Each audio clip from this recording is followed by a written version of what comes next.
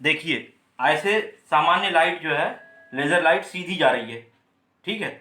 लेकिन जब भी कोई मीडियम आ जाता है, डेंसर या रेयरर, तो ऐसी स्थिति में इसका पाथ जो है डेविएट हो जाता है, और इस डेविएशन को ही हम रिफ्रैक्शन ऑफ लाइट कहते हैं।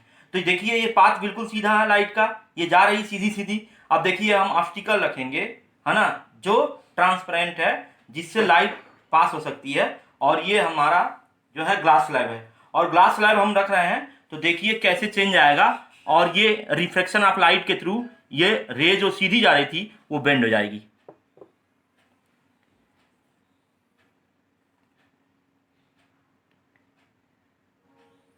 ये देखिए पहले जो इतनी डिस्टेंस थी, अब डिस्टेंस कैसी हो गई।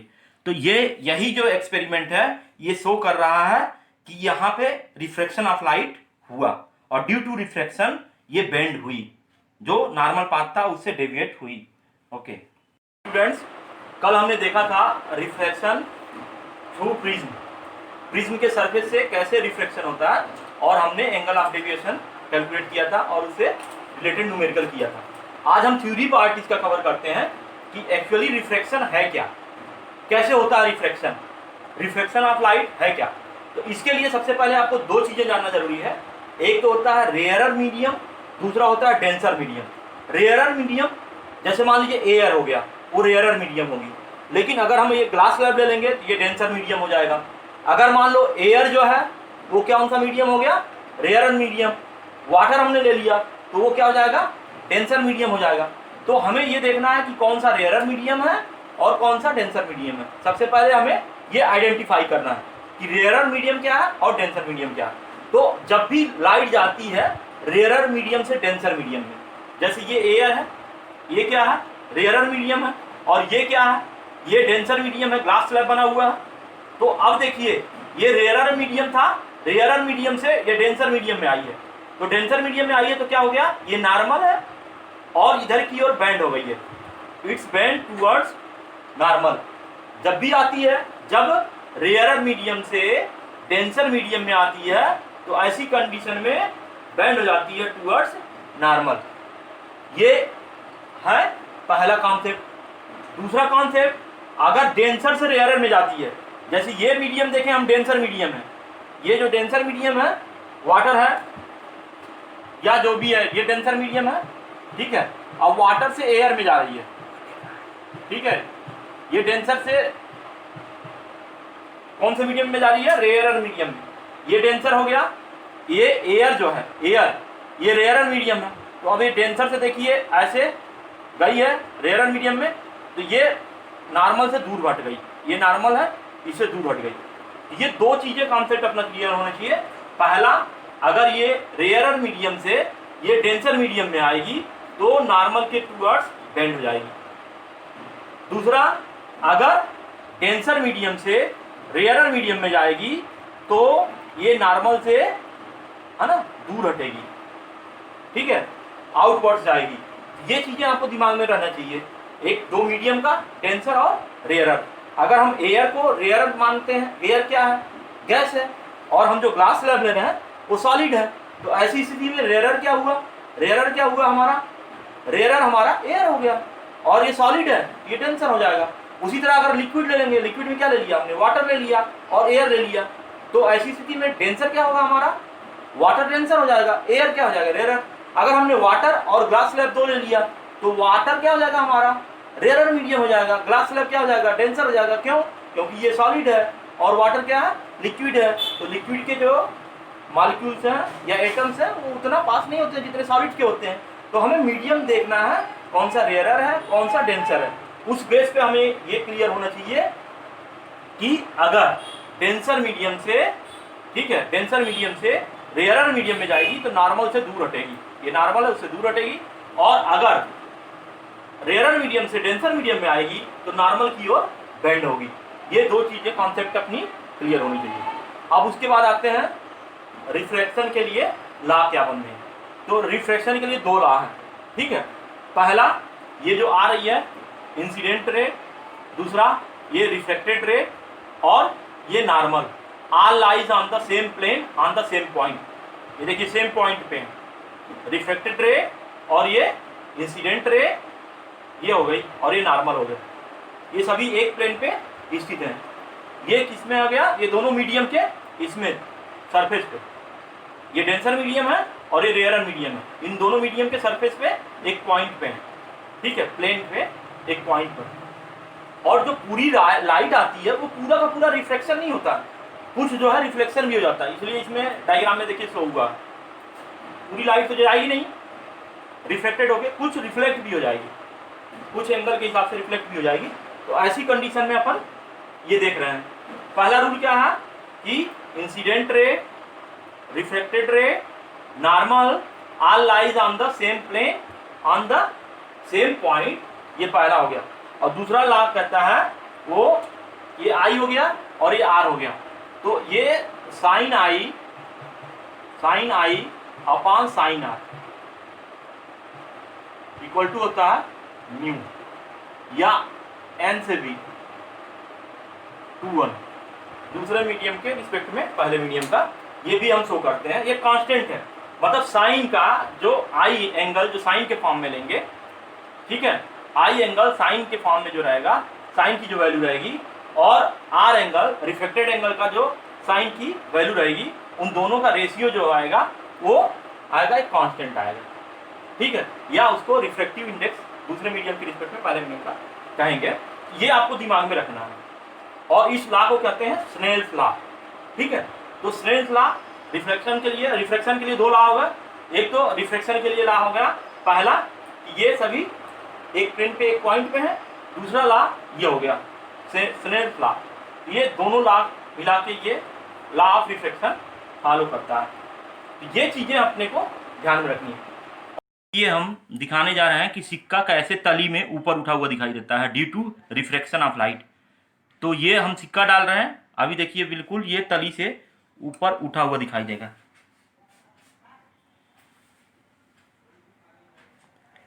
देखिए जरा साइड व्यू और नीचे करो, तो ये देख रहे हैं आप सिक्का जो है, जो बेस है उससे ऊपर उठा हुआ दिखाई दे रहा है, थोड़ा सा उठा हुआ दिखाई दे रहा है due to reflection of light.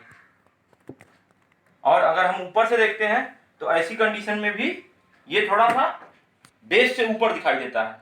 अगर हम इसका फोकस व्यू लेते हैं ऊपर से अप साइड से, ये तो साइड व्यू है, साइड व्यू में भी आपको ऊपर से उठा हुआ दिखाई दे रहा, लेकिन जब अपर व्यू लेते हैं तो ऐसी कंडीशन में वो भी बेस से थोड़ा उठा हुआ दिखाई देता है। तो ये एग्जाम्पल है रिफ्लेक्शन ऑफ लाइट का। अब हम देखने जा रहे हैं, देखिए एक रॉड है, इसको हम डाल रहे हैं वाटर में, ये देखिए जहां से है साइड से ये बेंड दिखाई देगी, साइड से साइड व्यू में due to reflection of light ये बेंड दिखाई देती है, दिख रही है बेंड। तो ये इस तरह आपको ये due to reflection of light है ना, ये बेंड दिखाई देती है ना, ये सीधी नहीं दिखाई दे रही, लग रही टूटी हुई है ना, बीच से टेढ़ी है।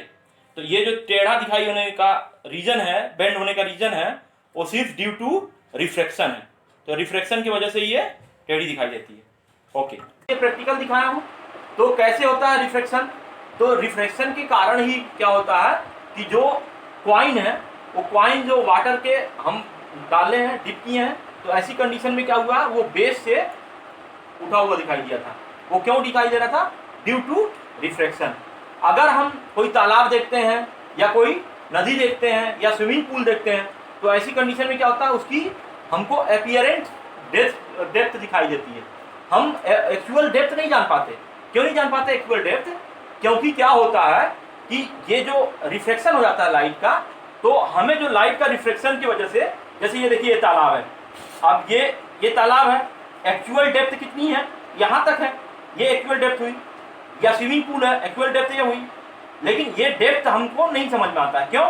क्योंकि हम जो देख रहे हैं, ये हमारा जो व्यू हो रहा है, यहाँ पे है नॉर्मल व्यू, तो हम नॉर्मल व्यू मतलब ये परपेंडिकुलर देख रहे हैं। तो परपेंडिकुलर जब देखते हैं हम, तो ये देखिए ये जो यहाँ से आ रही है, ये ऐसे आके रिफ्लेक्ट हो गई, यहाँ से आके ये रिफ्लेक्ट हो गई, ये रिफ्लेक्ट हो गई, तो हमारा जो व्यू होगा, हमारा व्यू जो है रिफ्लेक्शन तो शो करेगा नहीं, हम तो नॉर्मल देखेंगे। तो ये जो रिफ्लेक्शन के पश्चात यहाँ पे हमें दिखाई देगी है। वैसे एक्चुअल क्या है डेप्थ? इतनी है। अब सोचिए अपीयरेंट डेप्थ और एक्चुअल डेप्थ में कितनी अंतर हो गई, ये आपकी हो गई, ये हो गई अपीयरेंट डेप्थ, और ये जो है एक्चुअल डेप्थ है। ये जो डेप्थ है यहाँ पे वो एक्चुअल डेप्थ है, एक्चुअल डेप्थ ये है, ठीक है। और अपीयरेंट डेप्थ क्या हो गई, ये हो गई। तो ये इतना जमीन आसमान का अंतर है एक्चुअल डेप्थ में। इसलिए क्या होता है, जब जो फिशरमैन होता है मछली पकड़ने जाता है तो वो यहाँ पे नहीं वार करता है, वो थोड़ा सा ऊपर उठ के, है ना, अपना जो बल्लम से शिकार करते हैं, जो मीठे पानी में की मछलियों को या खारे पानी की मछलियों में, जहाँ पे ट्रांसपेरेंट वाटर है, वहाँ पे जो फिशरमैन्स होते हैं वो बल्लम से या ऐसे फिशिंग करने जाते हैं। तो ऐसी कंडीशन में वो जो उनको फिश को किल करते हैं वो यहाँ पे नहीं करते, वो अपीयरेंट वे उनको इतना एक्सपीरियंस हो जाता है फिशिंग करते करते कि वो यहाँ पे मारते हैं और यहीं पे फिश रहती है और वो डेथ हो जाती है और वो उसको निकाल लेते हैं। अब अगर हम देखते हैं स्विमिंग पूल वगैरह है तो बच्चे अक्सर पूल में, अक्सर जो छोटे बच्चे जो डूब जाते हैं या जो तैरना नहीं जानता है तालाब में डूब जाता है या, है ना, लेक में डूब जाता है या पॉन्ड्स में डूब जाता है, रीजन क्या होता है, उसको ये लगता है ना डेप्थ ज़्यादा नहीं है या नदी के किनारे हो गया, और वो जो देखा वो उसको जो है अपीयरेंट डेप्थ ये दिखाई दी, अपीयरेंट डेप्थ ये दिखाई दी, उसे लगता है कि अरे ये तो ज़्यादा गहरा है नहीं, वो अंदर घुस गया नदी या तालाब या पॉन्ड में। हुआ क्या, एक्चुअल डेप्थ उसकी ये है और वो अपने हाइट का भी अंदाजा नहीं लगा पाया और वो डूब गया, है ना। तो ये जो है, अगर वो फिजिक्स पढ़ा हुआ है, समझदार है, तो ऐसी स्थिति में वो डूबेगा नहीं, क्योंकि वो जानता है कि क्या एक्चुअल डेप्थ है और क्या अपीयरेंट डेप्थ है। इस तरह उसको कोई प्रॉब्लम नहीं होगी। तो वो चीज़ ध्यान रखिएगा, फिजिक्स इसलिए भी डेली लाइफ में बहुत ज़रूरी है कि हमें मालूम रहे, है ना। भले हम तैरना जानते हैं नहीं जानते हैं, लेकिन ये तो पता थोड़ा सा आभास हो ही जाएगा कि जो हम देख रहे हैं वास्तव में ये है नहीं दुनिया। इसलिए बोलते हैं जो दिखाई देता है वो वास्तव में होता नहीं है, कभी देखा हुआ भी सच नहीं होता है, वो सिर्फ फिजिक्स के लिए, देखा हुआ सच नहीं होता। क्यों नहीं होता है, क्योंकि ये देखिए यार, यहाँ दिखाई क्या दे रहा है आपको, ये दिखाई दे रहा है कि हमारा जो तालाब की गहराई इतनी है, लेकिन हुआ क्या, आप तो डूब मर जाएंगे अगर नहीं आपको क्लियर है। तो ये क्या हो गया, रियल डेप्थ इतनी है और हमको एक्चुअल डेप्थ है ये है, और हमको अपीयरेंस डेप्थ जो हमें दिखाई दे रहा है वो इतना नहीं दिखाई दे रहा। तो यहाँ देखा हुआ क्या हुआ, सच नहीं हुआ। तो हमेशा देखा हुआ सच नहीं होता है, ये फिजिक्स भी इसको प्रूव करता है, ठीक है, कि सभी चीज़ जो देखी हुई सुनी हुई बातों पे इसलिए कई बार यकीन करने के बजाय थोड़ा सा और उसको फिजिक्स बोलता है, साइंस बोलता है कि जस्टिफाई कीजिए और उसको सर्च कीजिए, है ना, कि ये क्या सही है क्या गलत है। ये क्लियर हो गया आपको। तो ये नॉर्मल डेप्थ जो है बहुत, या रियल डेप्थ जो है बहुत ज़्यादा है, और जो एक अपीयरेंट डेप्थ है वो थोड़ी सी उसके कंपेरिजन में कम है। ये चीज़ें आपके दिमाग में चलनी चाहिए और रहना चाहिए। यही कंडीशन जब होती है जब हम सनसेट और सनराइज की बात करते हैं। एक्चुअल देखिए, ये जो है हमारा ये एक्चुअल पोजीशन, सनसेट के समय क्या होता है, ये यहाँ पे सन है, लेकिन due to refraction light bend हो के आते रहती है। तो ऐसी कंडीशन में क्या होता है कि ड्यू टू रिफ्रैक्शन हमें लगता है कि वास्तव में सनसेट जो हो गया है और उसकी लालिमा हमें दिखाई देती रहती है, वो इस वजह से दिखाई देती रहती है। लालिमा जो दिखाई देती है सूरज के डूब जाने के बाद भी हमें दिखाई देती रहती है, वो रीजन वही है, ये डेप्थ की वजह से, है ना। ये जो है रीजन होता है वो एटमॉस्फेयर है, अलग अलग रेयरर और डेंसर मीडियम से बना हुआ। तो जब आती है लाइट तो लाइट का रिफ्रैक्शन हो जाता है, तो due to refraction of light हमें जो अपीयरेंट पोजीशन है उससे जो है एक्चुअल पोजीशन से डिफरेंट होती है, वो रीजन यही होता है। तो अब ये आपको दिमाग में हमेशा रखना है कि जब सन सेट होगा तब भी वही कंडीशन होगी, और जब सन राइज होगा उस समय भी यही कंडीशन होती है। होता क्या है, जो एक्चुअल कंडीशन में सन होता है वो नहीं होता है वहाँ पे, उसके जगह पे हमें अपीयरेंट जो पोजीशन है वो हमें शो होता है। तो ये 3-4 कॉन्सेप्ट आप दिमाग में रखिएगा जो रिफ्लेक्शन के थ्रू होता है। एक तो जो अपन डालते हैं बेंड हो जाता है, तो बेंड हो जाता है अगर हमने डाल दिया वाटर में, ठीक है, तो ये सीधा नहीं दिखाई देगा, ये वाटर में हमें जहाँ से सरफेस है वहाँ से ऐसे टेढ़ा दिखाई देगा। तो ऐसा लगेगा कि हमारी पेंसिल या हमारा पॉइंटर टूटा हुआ है या बेंड है, लेकिन वास्तव में होता नहीं है। रीजन क्या होता है कि ये ड्यू टू रिफ्लेक्शन हो जाता है। दूसरा हम देखें, दो कॉइन हमने रखा हुआ था, है ना, बेस पे, वो जो है उससे ऊपर दिखाई देना, ये भी क्या है, एग्जाम्पल है रिफ्रैक्शन ऑफ लाइट का। ठीक है, अब जो एक्चुअल डेप्थ या अपीयरेंट डेप्थ जो भी होती है वो भी क्या है एग्जाम्पल, हमारा रिफ्लेक्शन ऑफ लाइट का एग्जाम्पल। और जो हम देखते हैं ये सन की जो कंडीशन, सनसेट और सनराइज के समय में, वो भी हमारा क्या है, ये वही कंडीशन शो करता है, रिफ्लेक्शन ऑफ लाइट।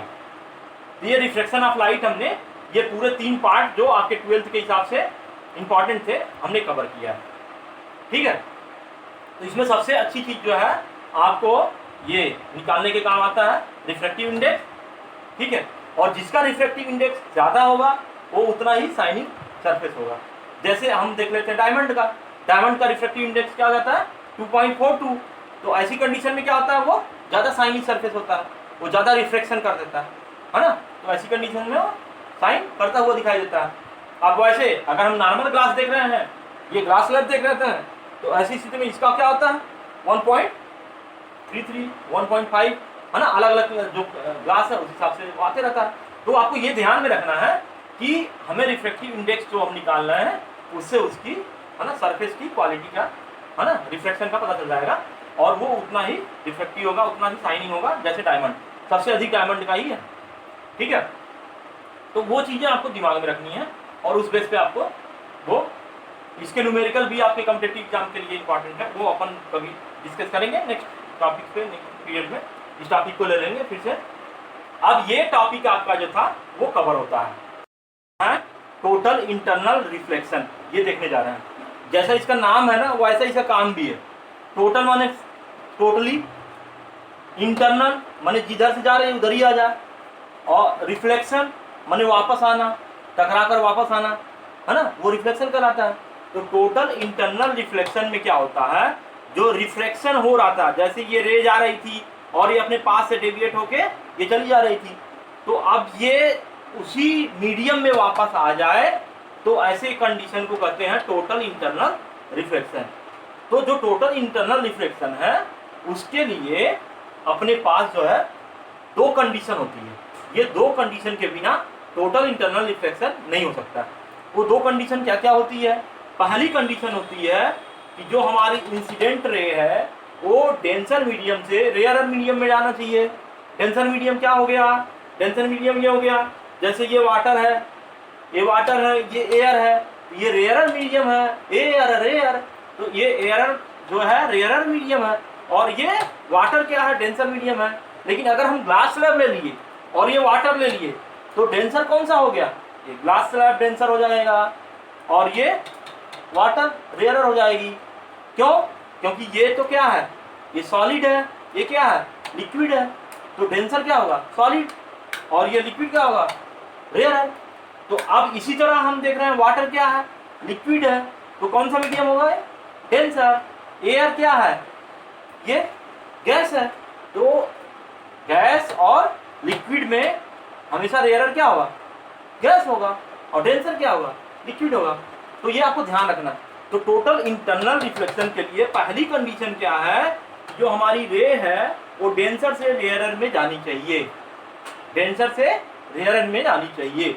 दूसरी कंडीशन क्या है, जो इंसिडेंट एंगल है वो क्रिटिकल एंगल से लार्जर होना चाहिए, ग्रेटर देन होना चाहिए या बिगर होना चाहिए। ये कंडीशन हमारी दूसरी है। तो अब इंसिडेंट रे का एंगल क्या होता है, क्रिटिकल एंगल क्या होता है, ये मैं आपको एक्सप्लेन कर दे रहा हूँ कि क्रिटिकल एंगल क्या है।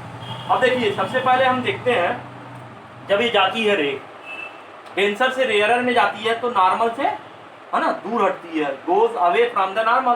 तो ये क्या है, ये जो नॉर्मल है और ये इंसिडेंट रे है, इनके बीच के एंगल को आई कहते हैं और इसको आर कहते हैं, रिफ्लेक्टेड एंगल। फिर इस एंगल को हमने आई को और बढ़ा दिया, जब ये बढ़ा दिया तो ये और नीचे की ओर आ गया। अब इसको इतना बढ़ा दिया कि ये जो एंगल है वो 90 डिग्री का हो जाए, ये एंगल 90 डिग्री का हो गया। मतलब दोनों मीडियम, ये एयर मीडियम जो है और जो वाटर मीडियम है, या रेयर मीडियम है और डेंसर मीडियम के बीचों बीच से जाने लगी ये रिफ्लेक्टेड रे। तो ऐसी कंडीशन में ये आई नहीं बोल के इसको आईसी लिखते हैं, क्रिटिकल एंगल। इंसिडेंट एंगल को कौन सा एंगल कहेंगे, क्रिटिकल एंगल। क्रिटिकल एंगल के लिए कंडीशन क्या होगी कि इंसिडेंट एंगल इतना बढ़ जाए कि ये जो है दोनों मीडियम के बीचों बीच से जाने लगे, तो ऐसे एंगल को जिसके लिए रिफ्लेक्टेड एंगल 90 हो जाए, उस इंसिडेंट एंगल को क्रिटिकल एंगल कहते हैं। तो ये क्रिटिकल एंगल हमारा कितना हो गया, है ना, ये क्रिटिकल एंगल हो गया हमारा, ये इंसिडेंट एंगल। तो वही चीज अब क्रिटिकल एंगल से और ज्यादा कर दिए, तो ऐसी स्थिति में मीडियम के बीच में जा रही थी और बढ़ा दिया इसने आपने आई को। तो आई को जब आप बढ़ा दिया तो ऐसी कंडीशन में पहले तो मीडियम के बीच से जा रही थी, अब वो मीडियम से बीच से नहीं जाके और नीचे आ गई। जैसे जैसे आप ये बढ़ाएंगे ऐसे ऐसे ये आपके जाएगा नीचे डाउनवर्ड। तो यही चीज है कंडीशन हमारी दूसरी। तो ये टोटल इंटरनल रिफ्लेक्शन यही है, और ये दोनों कंडीशन मस्ट है फॉलो होना। पहला क्या है, डेंसर से रेयर मीडियम में जाना चाहिए, और दूसरा जो इंसिडेंट एंगल है वो क्रिटिकल एंगल से ज्यादा होना चाहिए। अगर क्रिटिकल एंगल हो जाएगा तो क्या होगा, दोनों मीडियम के बीच से जाने लगी, इसलिए क्रिटिकल एंगल नहीं होना चाहिए। ये चीज आपको ध्यान रखना है, ठीक है। और ये दो कंडीशन अक्सर एग्जाम में पूछ देता है एक नंबर में, है ना, जो शॉर्ट आंसर टाइप क्वेश्चन में है ये पूछ देता है, what are the conditions of the for the total internal reflection. ये कई बार पूछ देता है कंडीशन, ठीक है, या मल्टीपल चॉइस में आपको दे सकता है ना, ये कौन सी कंडीशन इसमें फॉलो होती है, कोई एक कंडीशन दे दिया, बाकी तीन कंडीशन ऐसे फाल्ट दे दिया। तो ये आपको ध्यान रखना है। तो ये दो ही कंडीशन है, इस दो कंडीशन के अलावा तीसरी कंडीशन नहीं है। और इसका एप्लीकेशन जो है, टोटल इंटरनल रिफ्लेक्शन का एप्लीकेशन जो है वो मिराज और लूमिंग है ना, ये अपन देखेंगे, ठीक है। अभी अपन इससे टोटल इंटरनल रिफ्लेक्शन का एक प्रैक्टिकल देखते हैं। वास्तव में प्रैक्टिकल में क्या है, डेंसर से रेयर मीडियम में जाना चाहिए लाइट, लेकिन अपन शो नहीं कर सकते हैं प्रैक्टिकली, क्योंकि अपन भाई वर्क फ्रॉम होम चल रहा, तो ऐसी कंडीशन में अपने पास वो इंस्ट्रूमेंट भी नहीं है। बट मैं थोड़ी सी एक्सप्लेन करने की कोशिश किया हूँ कि कैसे टोटल इंटरनल रिफ्लेक्शन आप थ्योरेटिकली थोड़ा प्रैक्टिकली कोरिलेट कर दें। प्रैक्टिकल थोड़ा सा अपोजिट मैंने किया हुआ, रेयर से डेंसर कर दिया, क्योंकि अपने पास अवेलेबल ही नहीं है कि डेंसर से रेयर में हम दिखा सकें। लेकिन आपको कंडीशन समझनी है, डेंसर से रेयर में जाना चाहिए, दूसरा जो है इंसिडेंट एंगल हमेशा क्रिटिकल एंगल से ज़्यादा होना चाहिए। जब इंसिडेंट एंगल अगर क्रिटिकल एंगल के बराबर होगा तो दोनों मीडियम के बीच में जाएगी, ठीक है। Okay, enjoy. इंटरनल रिफ्लेक्शन दिखाने के लिए हम कर रहे हैं, ये देखिए ये बिहेव कर रहा नॉर्मल का, और ये जो है दूसरी रे गई है, ये इंसिडेंट रे है, और इसके नॉर्मल और इस रे के बीच में जो एंगल है वो इंसिडेंट एंगल है। अब ये एंगल हम बढ़ाते चले जा रहे हैं, बढ़ाते चले जा रहे हैं, बढ़ाते चले जा रहे हैं। देखते हैं जब एंगल बढ़ जाएगा ये, तो आप देखेंगे कि इस जिस मीडियम से जा रहा है उसी मीडियम में वापस आ जाएगी, ये टोटल इंटरनल रिफ्लेक्शन हो जाएगा। ये देखिए, ये actually practical denser to rare होना चाहिए, बट अपने पास जो साधन है उसी से अपन कर सकते हैं। ये देखिए इधर दीवार पे दिखाइए टोटल इंटरनल रिफ्लेक्शन कैसे हो गया, ये टोटल इंटरनल रिफ्लेक्शन कैसे हो गया, ये लाइट आ गई। टोटल इंटरनल रिफ्लेक्शन की वजह से लाइट हमें जिस मीडियम से गई थी उसी मीडियम में आ गई, ये हमने देख लिया। टोटल इंटरनल रिफ्लेक्शन का रिफ्लेक्शन की ये रिफ्लेक्शन में बदल जाता है, टोटल इंटरनल रिफ्लेक्शन करने लगते हैं इसको, रिफ्लेक्शन को। ये देखिए जिस मीडियम से अपनी लाइट जा रही थी उसी मीडियम में आ गई हमको, इस तरह ये हमें मिल गया। क्लियर है? ओके।